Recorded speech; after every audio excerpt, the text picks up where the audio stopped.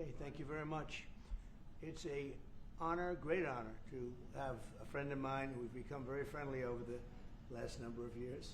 We knew each other before, but Mark is the head of NATO, Mark Rutte, Secretary General of NATO, highly respected by everybody that knows him, but in particular the European countries. They have great reliance on him, and he's done a fantastic job. And we had a tremendous meeting, I guess it's about a month ago, and I think Mark will tell you that it was really perhaps more important the date of November 5th. That was the election day. Maybe that was the most important, because we made tremendous progress together. And one of the reasons that you're here today is to hear that we are very unhappy, I am, with Russia. But we'll discuss that maybe a different day. But we're very, very unhappy with them, and we're going to be doing very severe tariffs if we don't have a deal in 50 days. Tariffs at about 100%. You'd call them secondary tariffs. You know what that means. But today we're going to talk about something else. And as you know, we've spent $350 billion approximately on this war with Russia and Ukraine, and would like to see it end. It wasn't my war, it was Biden's war. It's not my war. I'm trying to get you out of it. And we want to see it end. And I'm disappointed in President Putin, because I thought we would have had a deal 2 months ago, but it doesn't seem to get there. So based on that, we're going to be doing secondary tariffs if we don't have a deal in 50 days. It's very simple. And they'll be at 100%. And that's the way it is. That can be more simple. It's just the way it is. I hope we don't have to do it. But regardless, we are going to be we make the greatest military equipment in the world, whether it's missiles. You saw that recently in Iran, the way those planes flew in. They hit every single, 14 bombs hit every target. Then you had the helicopters shoot a total of 30 bombs, 30 missiles, and they hit every single, Marco, is that right? Every single, Pete? Every single target. And it was, I guess, on a scale of 0 to 10, they say it was about a 15. That's how successful it was. That's how lethal it was, a word they like to use nowadays. But it was an amazing, well-organized attack that people in this country want to do for 24 years. You know, when we had the pilots in last week, they were saying, "Sir, we've been practicing this for 24 years," meaning people, not them, but other people that are a little older now. But they too, and you were the one that let us do it. But we've been practicing it 3 to 4 times a year for 22, 24 years, because they always knew they had to stop Iran from doing what they were doing, which is trying to come up with a nuclear weapon, a nuclear bomb. And we did it very successfully. And we make the best equipment, the best missiles, the best of everything. The European nations know that. And we've made a deal today, and I'm going to have Mark speak about it, but we've made a deal today where we are going to be sending them weapons, and they're going to be paying for them. The United States will not be having any payment made. We are not buying it, but we will manufacture it, and they're going to be paying for it. Our last meeting of a month ago was very successful in that they agreed to 5%, which is more than $1 trillion a year, so they have a lot of money. And these are wealthy nations. They have a lot of money, and they want to do it. They feel very strongly about it, and we feel strongly about it, too. But we're in for a lot of money, and we don't want to do anymore, and we can't. But we make the best, and we're going to be sending the best to NATO, and in some cases to maybe, at Mark's suggestion, if we go to Germany, where they're going to send early on missiles, and they'll be replaced, and NATO's going to take care of it. It's going to be coordinated by NATO, and they're going to work very much with Matt Whitaker, who's right here. He's a great ambassador, and Matt's going to be coordinating. You better do a good job, Matt. I will. But Matt's going to coordinate. He's a very talented guy. He's going to coordinate everything. So in a nutshell, we're going to make top-of-the-line weapons, and they'll be sent to NATO. NATO may choose to have certain of them sent to other countries where we can get a little additional speed, where the country will release something, and it'll be mostly in the form of a replacement.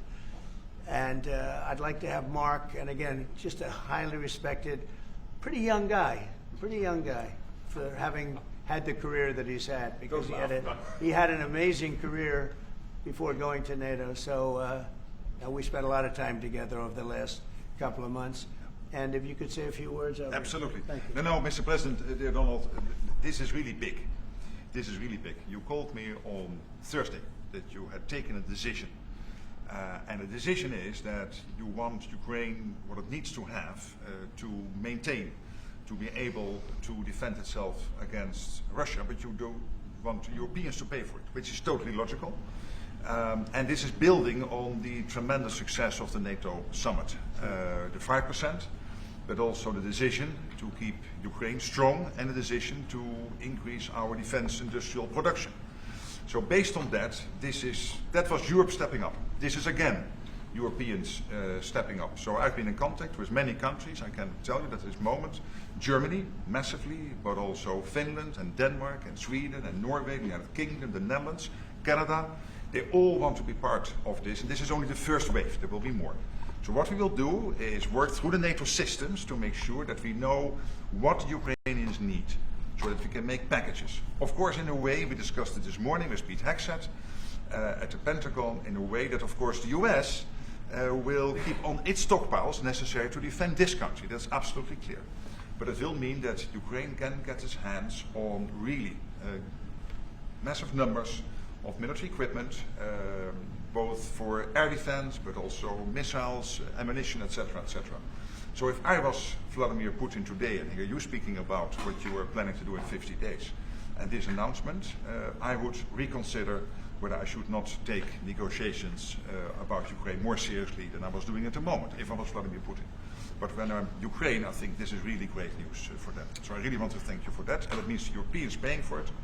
And again, I mentioned all these countries, we will deal with that. And exactly as you said, it might also mean that countries will move equipment fast into Ukraine, and then the US later backfilling it, because speed is of the essence here. So really, thank you. This is important. You did a great job, and it's a really great job.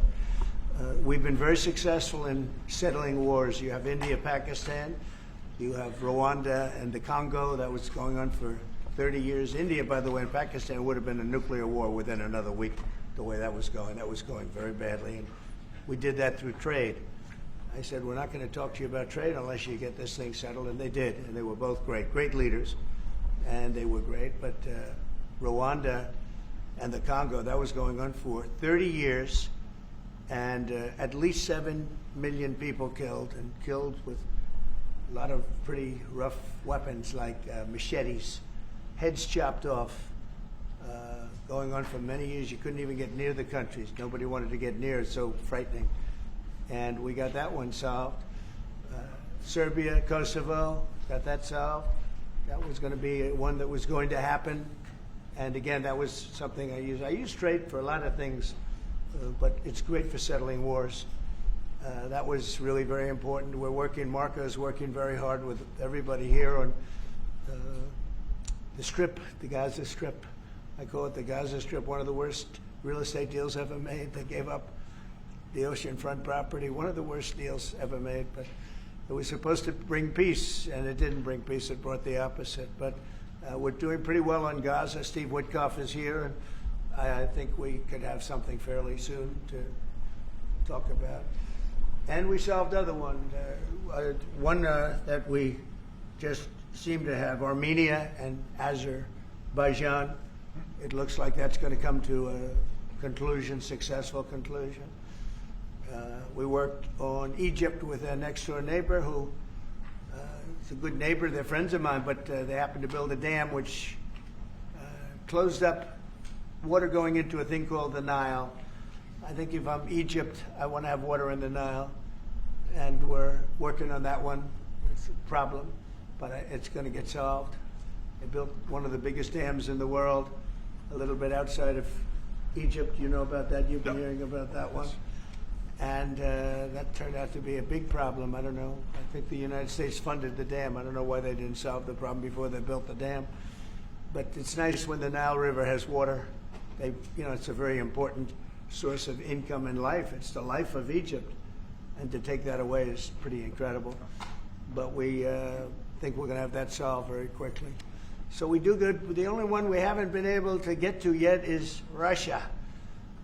And I'm not happy. And I will tell you that Ukraine wants to do something. Again, it's a war that should have never started. If I were president, it never would have happened. I used to speak to President Putin about it a lot. It was the apple of his eye. But once I saw what was going on, I said, you know, they're gonna have a war here. I was outside. The election was rigged. And I was outside looking in. And I said, you know, that thing's going to be a war. Couldn't believe it. Because what Biden said was the exact opposite of what should have been said. And it started, and it's a real mess. We're losing, I guess they're losing 5,000 or 6,000 people a day. It's actually now more. I was saying 5,000 a day. It's actually more now. Mostly soldiers, but a lot of people in cities and towns that are getting blown up too. It's a horrible war, and it should be stopped. And so if it's not done, if we don't have an agreement in 50 days, that's what we're doing. Secondary tariffs, and they're biting. And I hope we don't get to the point where we do, but I've been hearing so much talk. It's all talk. It's all talk, and then missiles go into Kiev and kill 60 people. It's got to stop. It's got to stop. But the purpose of this is to say that this is a very big deal we've made. This is billions of dollars worth of military equipment is going to be purchased from the United States, going to NATO, et cetera. And that's going to be quickly distributed to the battlefield. Ukraine will take it up. And, you know, say what you want about Ukraine. When the war started, they had no chance.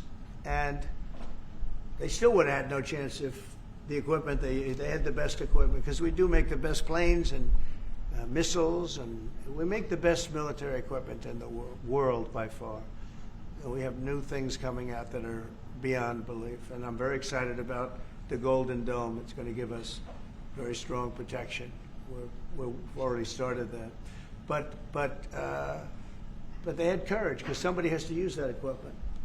And they fought with tremendous courage, and they continue to fight with tremendous courage. But they don't have, they're losing on equipment, and Russia's really taken a very positive, very strong, I mean, what they've done the last couple of weeks. Without military reasons. That's what they are doing. 700 drones a day, missiles, bombing cities. This is not because of military goals. It is just creating panic, keeping people out of their sleeps, hitting towns.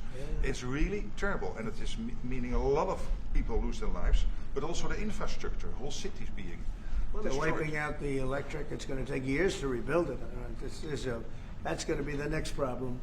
Yeah. Because, but that's going to take a long time. Cities, many of the cities are knocked down to the ground. Many of the people have left, but many have stayed. I don't know. They actually stay. And most have stayed. Actually, it's incredible that they stay, and knowing that a missile could be hitting your apartment house, and your apartment house that you're sitting in could collapse on top of you. And they do very heavy construction. They don't use rebar. They do very thick concrete construction. Those are heavy buildings, big buildings. And heavy buildings, and they collapse like they're made out of paper. It's unbelievable to see this happening with people, so many people being killed. So we think we're going to make progress, and we hope we're going to make progress. In the meantime, we're going to get you good service on what you need.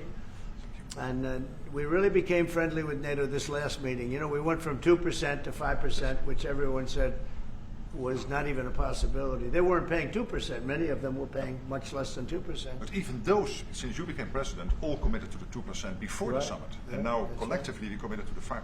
That's right, they did. They've been very good. And I think I made a lot of friends over there. We had a couple of days of very intensive talks.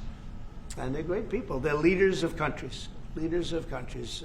Many of them great countries, some of them smaller countries, but for the most part, I'd say very solid, strong countries, and very successful. Some of them are among the most successful countries in the world. So that's the story. We hope that's going to have an impact on Vladimir Putin, and we hope it's going to have an impact on Ukraine also. We want to make sure that Ukraine does what they have to do. All of a sudden they may feel emboldened, or maybe they don't want. You know, this is a very difficult situation.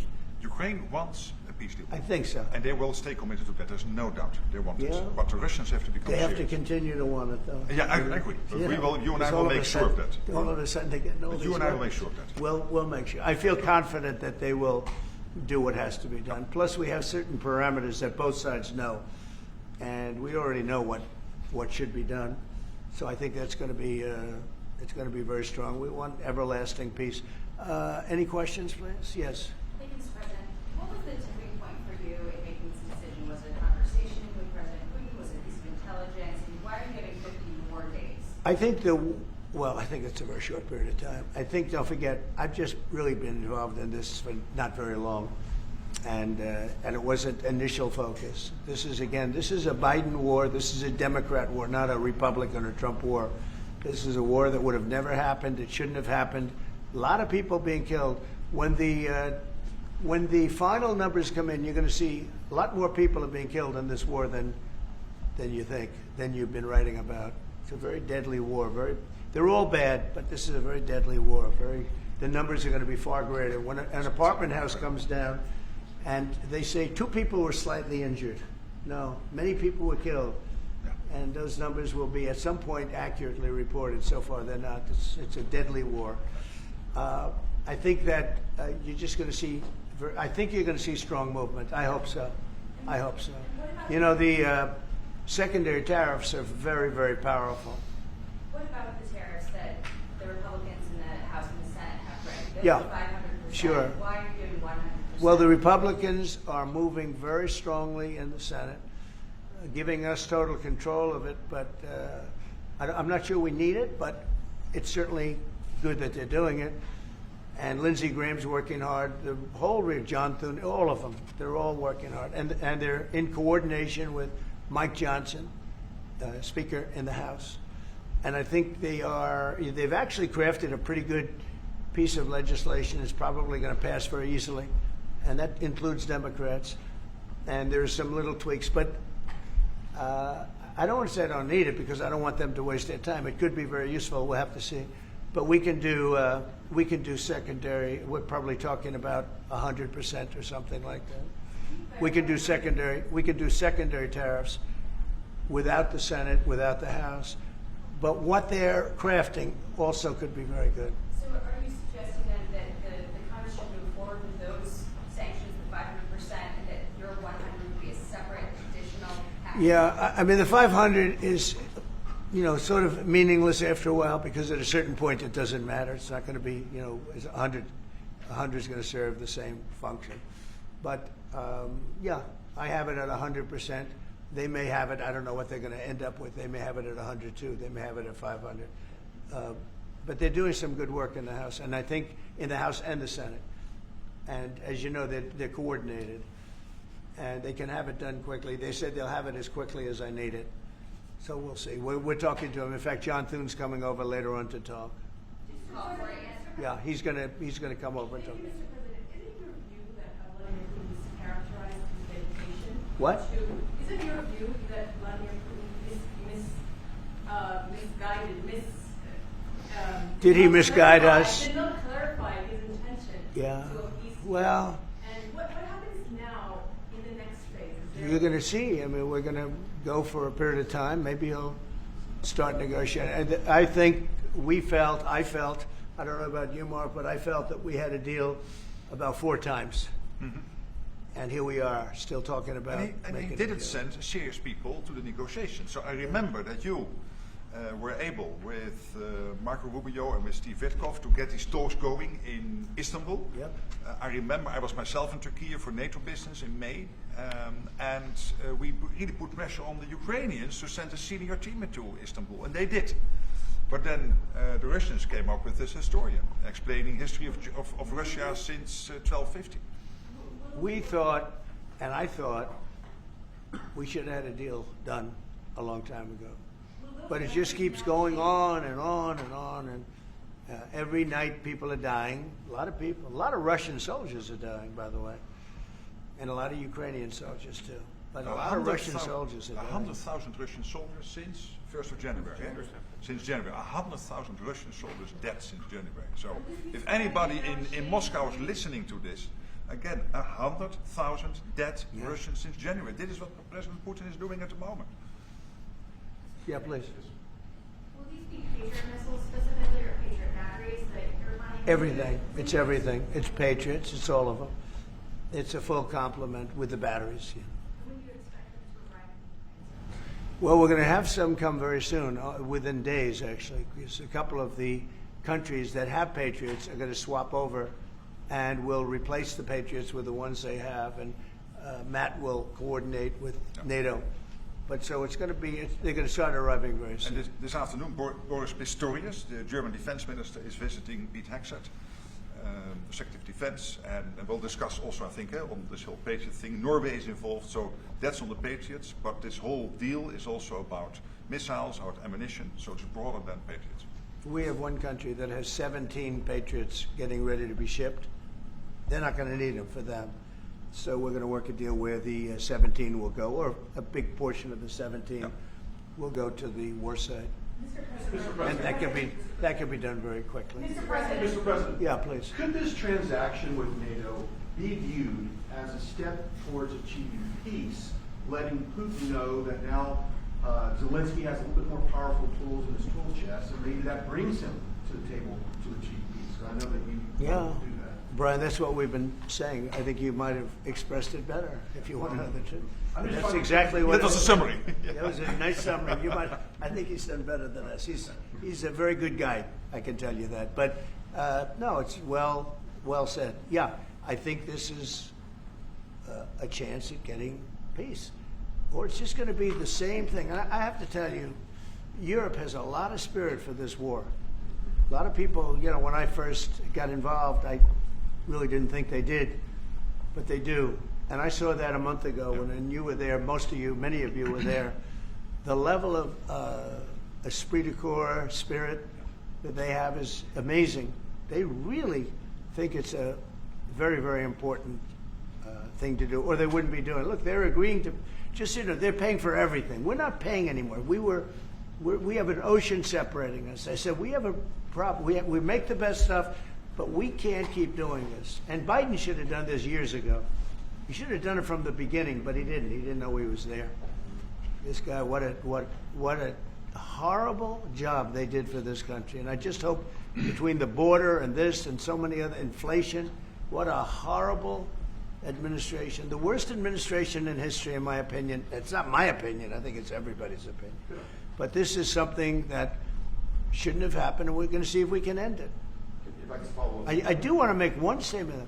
Again, I said it before. This is not Trump's war. We're here to try and get it finished and settled and whatever. Because nobody wins with this. This is a loser from every standpoint. But from day This one, was Biden and this was other people. And it's very sad. It's a very sad situation. This gentleman's doing a great job. I think he's going to get it, and Matt and everybody else that's working on it. I think you'll get this thing over with, hopefully. Can I ask you about the- Yeah. Mr. President, you've praised European countries today as standing up for Ukraine as being strong. Will you allow them to continue to negotiate tariffs lower than 30% before August 1st, or is the deal set? What does that mean? You mean you're talking about the tariffs? saying on Oh, tariffs. you're back on tariffs. You're on a more friendly tariff, right? A little bit more friendly tariff. No, we're going to be talking to people. We have, I watched the show this morning. They were talking about, well, when's he going to make the deal? The deals are already made. The letters are the deals. The deals are made. There are no deals to make. They would like to do a different kind of a deal, and we're always open to talk. We are open to talk, including to Europe. In fact, they're coming over. They'd like to talk to us. Mr. President, is there any concern about the U.S. stockpiles? There was a pause in delivery of weaponry to Ukraine in order to evaluate, apparently, U.S. stockpiles. What came out of that? Evaluation. I mean, this was a very big, what we're talking about today is a very, very big day. And what Pete was doing, and me too, I knew what Pete was doing, was evaluation, because we knew this was going to happen. And now we actually announced it. They voted on it. It's all been done. So obviously that has a big impact on, when you say pause, obviously you're not going to be doing things if you don't know what's going to happen here. But we were pretty sure this was going to happen, so we did a little bit of a pause. But this is a very big This is a very big event today. This is something very Mr. big. President, if it escalates further, how far are you willing to go in response? In what? In what? How far are you willing to go if Putin were to escalate, send more bombs? Don't ask me a question like that. How far? I don't know. I want to get the war settled.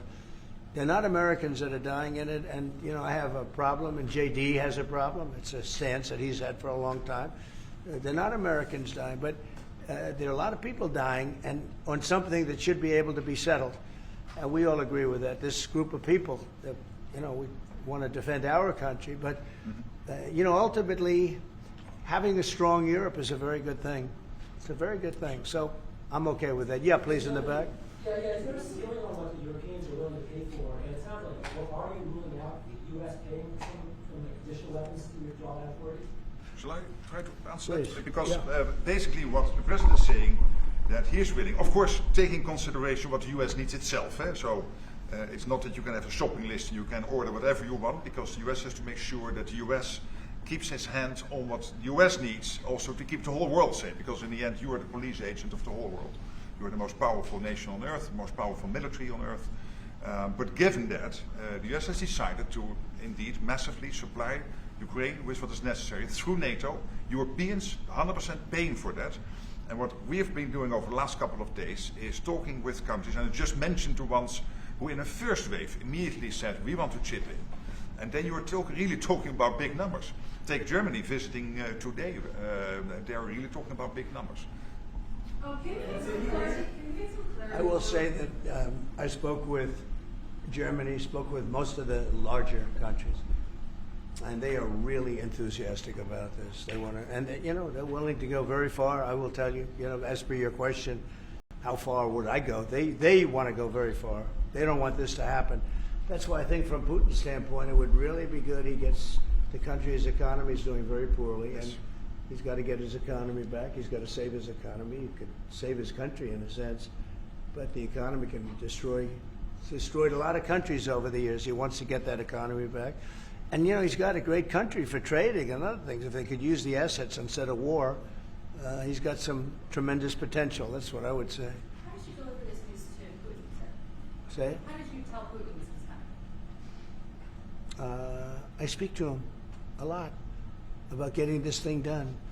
And I always hang up and say, well, that was a nice phone call. And then missiles are launched into Kiev or some other city. And I said, it's strange. And after that happens 3 or 4 times, you say, the talk doesn't mean anything. My conversations with him are always very pleasant. I say, isn't that a very lovely conversation? And then the missiles go off that night. I go home, I tell the First Lady, I spoke to Vladimir today. We had a wonderful conversation. She said, oh, really? Another city was just hit. So it's like, look, he's, I don't want to say he's an assassin, but he's a tough guy.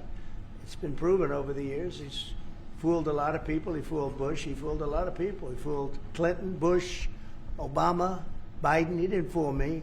But what I do say is that at a certain point, ultimately talk doesn't talk. It's got to be action. It's got to be results. And I hope he does it.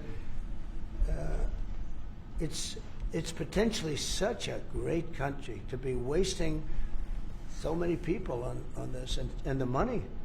And look at what's happened to his economy. Look at what's happened. So, And with the threat in 50 days, Yeah. the economy will be hit It's, very hard.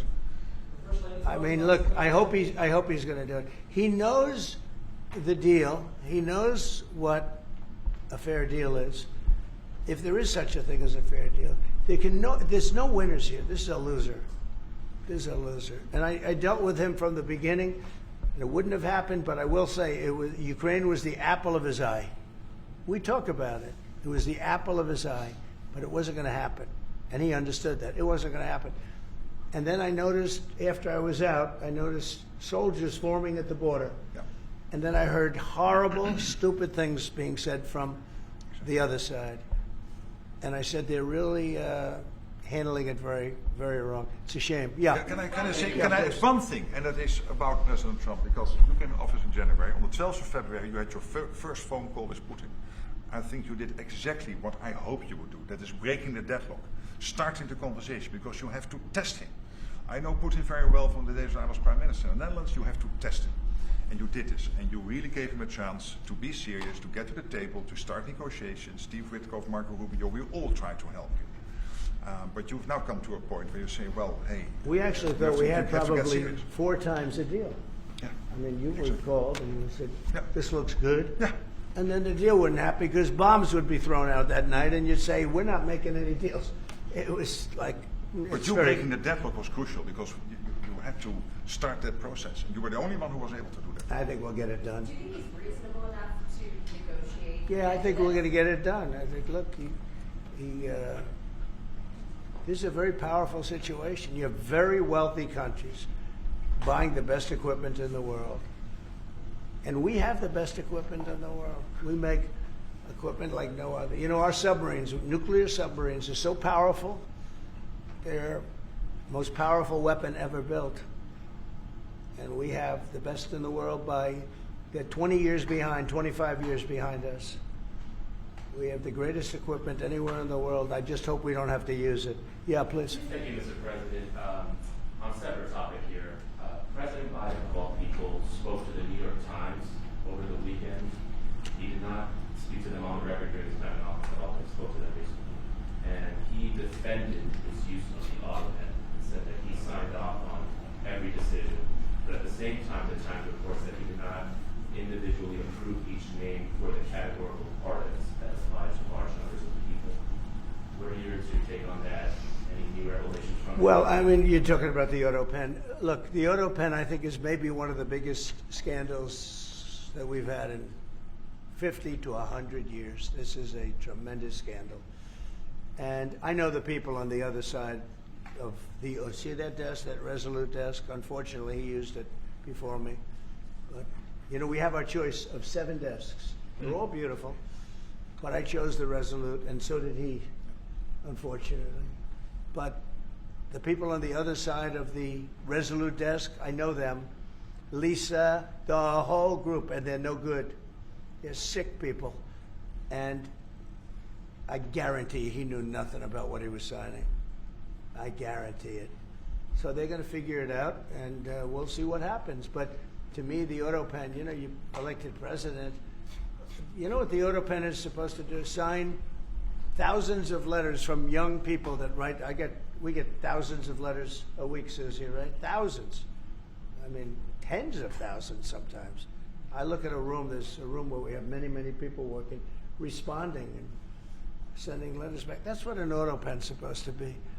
To write to a young 7-year-old boy that writes to the president, and he wants to be president someday, and he loves America. That's what the auto pen's supposed to be. It's not supposed to be for signing major legislation and all of the things. No, the auto pen, and I doubt he knew. I doubt they even spoke to him about it. I think they had, it's called a freewheeling auto pen. Like, Biden was never for open borders. Biden was never for transgender for everyone. So I don't think I think the radical left people that took over the White House, and if I didn't win, our country was finished.